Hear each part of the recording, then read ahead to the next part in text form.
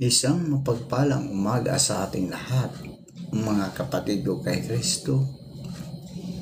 Mula sa The Solid Rock Morning Devotion, isang kagalakan na muli tayo ay makapagbulay-bulay sa salita ng Panginoon sa umagang ito. Mga ilang minutong pagbubulay-bulay ng mga salita ng Panginoon upang papurihan at sambahin ang ating Panginoong Hesukristo. Ang ating pong pagbubulay-bulayan ay matatagpuan sa Kawikaan Kapitulo 4, talatang 23 hanggang 26. Ito po ang sinasabi. Ang puso mo'y ingatang mabuti at alagaan, pagkat iyan ang siyang bukal ng buhay mong itinataglay. Ilayo mo sa iyong bibig ang salitang mahahalay. Ilayo ang mga labi sa kasinungalingan. Palaging sa hinaharap ang pukol ng iyong tanaw. Ituon ang iyong pansin sa iyong patutunguhan. Siyasatin mong mabuti ang landas na lalakaran. Sa gayon, ang lakad mo ay laging matiwasay. Pinagpala na po tayo sa pagkabasa at pagkarinig ng salita ng Panginoon. Tayo po ay manalangin. Ama naming Diyos na makapangyarihan sa lahat, naririto muli ang iyong mga anak upang ikaw ay sambahin sa magandang umaga ng iyong binigay sa amin. Salamat Panginoon sa muli mong paggising sa amin, sa muli mong pagbibigay ng buhay, ng lakas at ng karunungan. Sa umagang ito, Diyos, patuloy kong tinataas sa inyo ang aming mga kaibigan na nasa banig ng karamdaman. Abutin mo po sila, O Diyos, sa kanilang karamdaman at ibalik mo ang mga lakas na nawala dahil sa karamdaman. Particular na po, Panginoon, ang iyong anak na si Pastor Hub Lagod na ngayon ay nasa pagamutan. Lord, hapipuin mo po ang kanyang katawan upang maibalik ang kanyang lakas na nawala dahil sa karamdaman. Pagpalain mo po siya, pinansyali Panginoon, upang magamit nila sa kanilang medical, Panginoon. Gayon din po, Diyos, patuloy kong itinataas sa inyo ang aming mga kaibigan na nagsisipasok sa kanilang mga trabaho. Ingatan mo po sila, O Diyos, sa kanilang pagmumotor, pagbabiyahe. Kung sila man ay nagdadrive ng motor, ikaw, Diyos, ang siyang mag-ingat sa kanila. Kung sila man ay nagdadrive ng 4 na gulong, Lord, ingatan mo din sila. Ilayo mo po sila sa kapahamakan. Tulungan mo sila, O Diyos, na makarating ng maayos sa kanilang pupuntahan, sa kanilang mga trabaho. Dalangin ko rin, O Diyos, ang mga mag-aaral sa umagang ito. Patuloy mo po silang ingatan, O Diyos, sa kanilang pag-aaral, at patuloy mo po silang bigyan ng karunungan ang mga batang ito, Panginoon. At ilayo mo sila sa mga pagsubok, sa mga tukso, Panginoon, upang makamit nila ang kanilang mga pangarap sa buhay na makatapos sa kanilang pag-aaral. Patuloy ko rin tinataas sa iyo ang aming mga kaibigan na naghahanap ng trabaho. Ito man ay lokal o abroad, naway makasumpong sila ng magandang trabaho sa tulong ng iyong banal na Espiritu Santo upang sila, O Diyos, ay magkaroon ng hanap buhay. Maraming salamat po, Diyos, sa mga kasagutan sa aming mga panalangin. Sa pangalan ni Jesucristo na aming Diyos at tagapagligtas. Amen. Amen.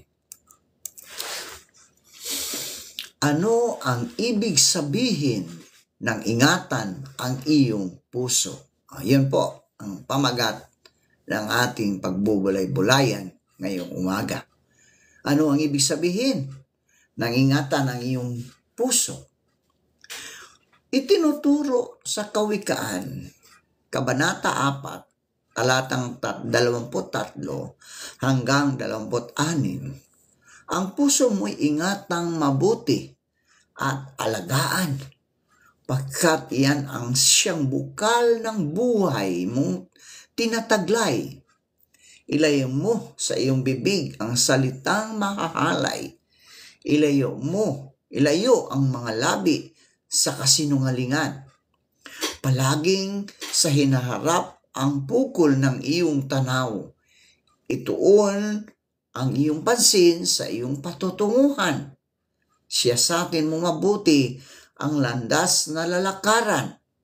Sa gayon, ang lakad mo ay laging matiwasay. Nang sinabi ni Solomon ang patungkol sa pag-iingat sa puso, sadyang tinutukoy niya ang mga panloob na katangian ng isang tao. Ang kanyang mga saloobin, damdamin, hangarin, kalooban at mga kagustuhan na siyang bumubuo sa kanyang pagkatao. Sinasabi sa atin ng Biblia na ang ating mga saloobin ang madalas na nagdidikta sa ating pagkatao.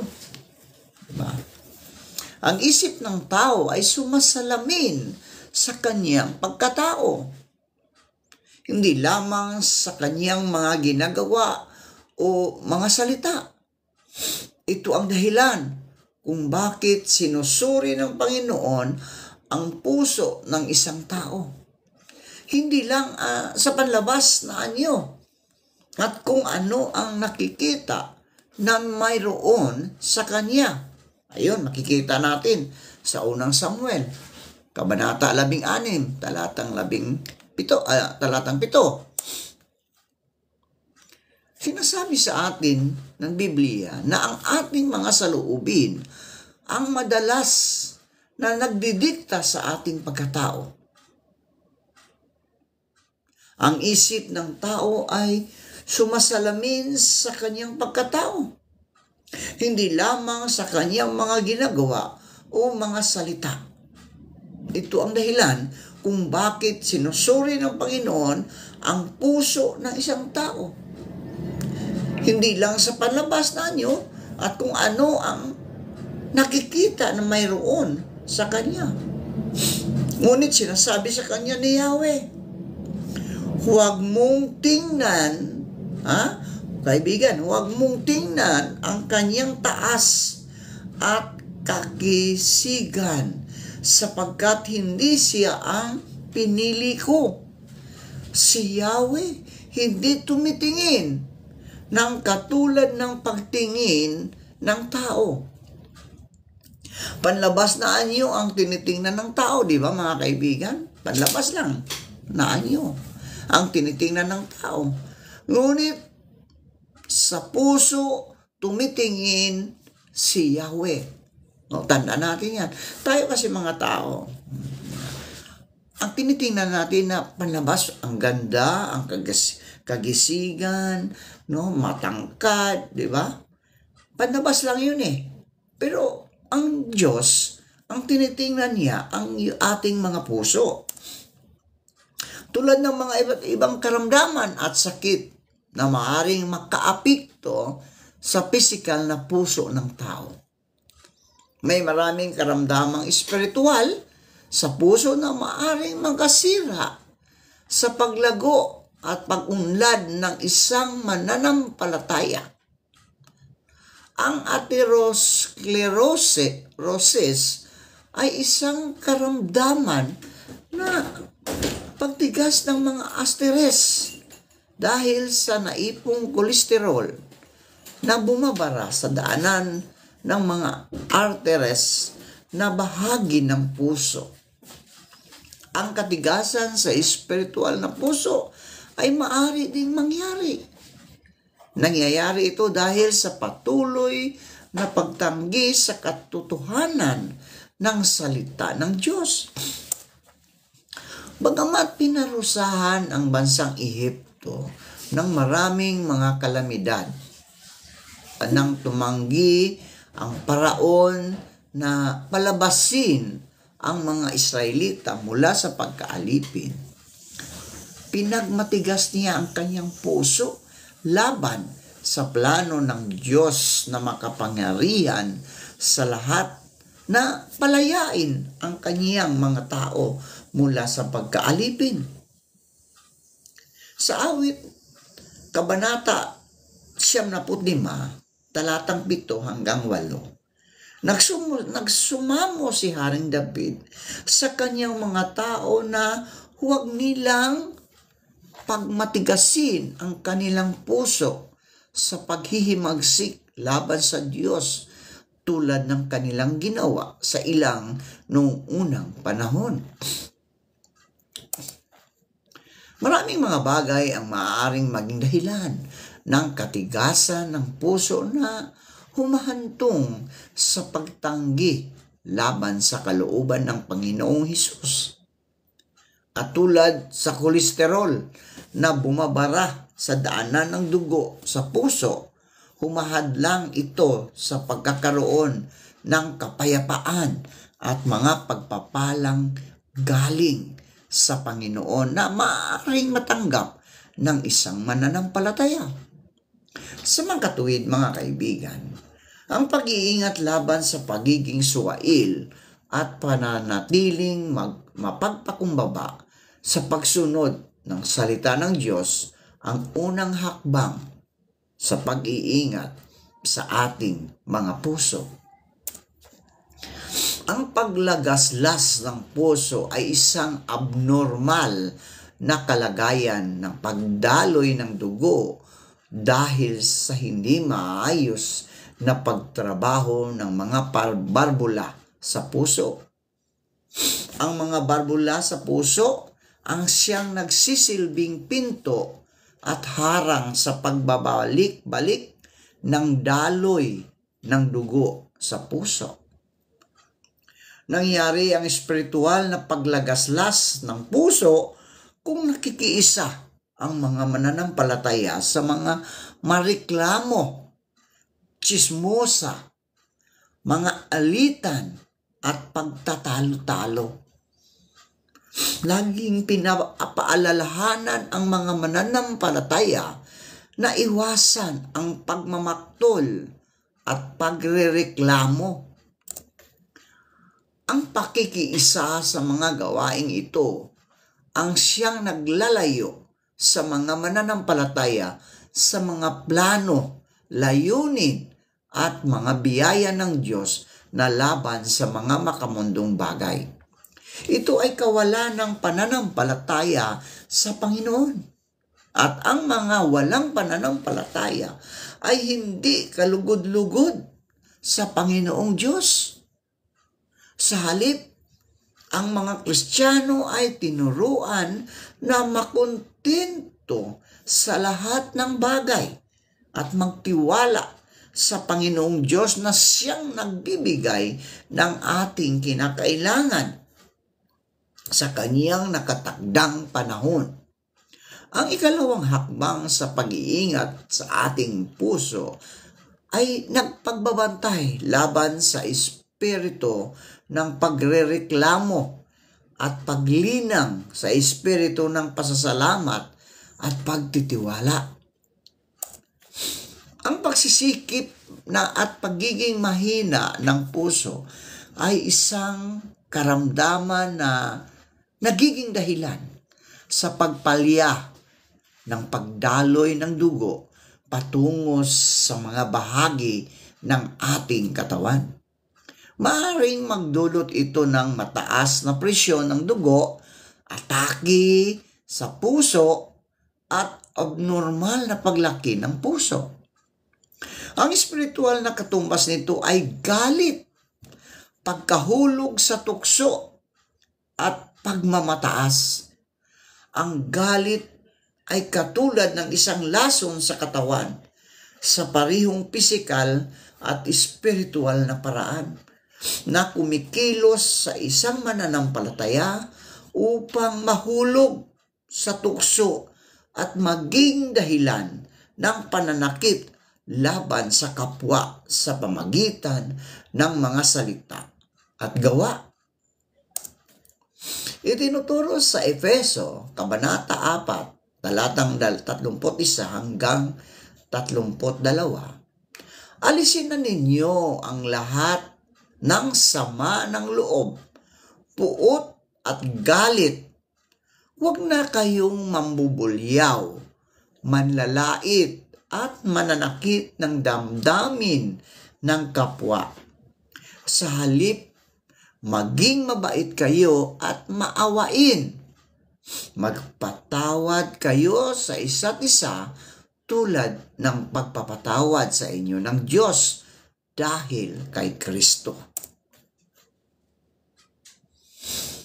Ang bawat Kristiyano ay nasa ilalim ng matinding digmaan laban sa mga gawain ng dyablo. Marahil sa atin ang nakatuon ang pakikipagbaka laban sa mga panlabas na espiritual na digmaan at nakakaligtaan natin na hindi lamang sa panlabas ang labanan, kundi sa ating mga sarili mismo. Sa ating sariling isipan at kagustuhan. Ipinaalala sa atin sa Santiago, Kabanata 1, talatang 14 hanggang 16, natutokso ang tao kapag siya'y naaakit at nagpapatangay sa kanyang sariling nasa. Kapag ang nasa ay tumubo at nag-ugat sa kanyang puso, magbubunga ito ng pagkakasala. Kapag ang kasalanan ay lumala, ito'y hahantong sa kamatayan. Huwag kayong padaya, mga kapatid ko, kung minamahal. Palaging nagsisimula sa isipan ang kasalanan, di ba? Palaging nagsisimula sa isipan yan, ang kasalanan. Magsisimulang mag-iisip ng kasalanan ang isang tao bago niya iyon tuluyang gawin sa aktwal. Sa mga katuwid, ang unang linya ng depensa ay ang pagtanggi sa anumang makasalanang iniisip. Sinasabi ni Apostol Pablo na bihagi natin ang ating kaisipan ayon sa kalooban ng ating Panginoong Hesukristo. Pangalawang Korinto, Kabanata 10, talatang 3 hanggang 5. Kung nabubuhay man kami sa mundong ito, hindi naman kami nakikipaglaban ayon sa pamamaraan ng mundong ito. Ang sandata namin sa pakikipaglaban ay hindi makamundo, kundi ang kapangyarihan ng Diyos na nakakapagpabagsak ng mga kuta. Sinisira namin ang mga maling pangangatwiran. Ginagapin namin ang lahat ng pagmamataas laban sa kaalaman tungkol sa Diyos. At binibihag namin ang lahat ng isipan upang matutong sumunod kay Kristo. Sinasabi sa Kawikaan, Kabanata 16, talatang 18 na humahantong sa pagkawasak ang pagmamataas. Kinamumuhian ni Yahweh ang lahat ng mayayabang at sila'y tiyak na paparusahan.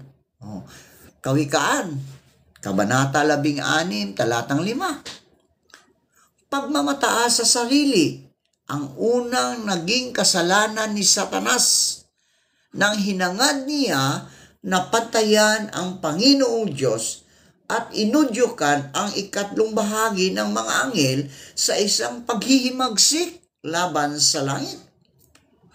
Dahil dito, mga kaibigan, pinatalsik si Satanas mula sa langit. Tinukso ni Satanas si Eva sa hardin ng Eden sa pamagitan ng pagtataas ng sarili. Sinabi niya, sapagkat nalalaman ng Diyos na kapag kumain ka mula sa ipinagbabawal na puno, ang iyong mga mata ay mabubuksan at ikaw ay magiging parang kagaya ng Diyos na nakakakilala ng mabuti at masama. Hinangad ni Eva na maging kasing talino ng Diyos. Kaya siya sumunod sa payo ni Satanas na kumain ng bunga ng puno. Ang pagmamataas sa makatuwid, mga kaibigan, ang naging dahilan ng pagbagsak ng tao. Ayaw ni Satanas na sundin ng tao ang Panginoong Diyos.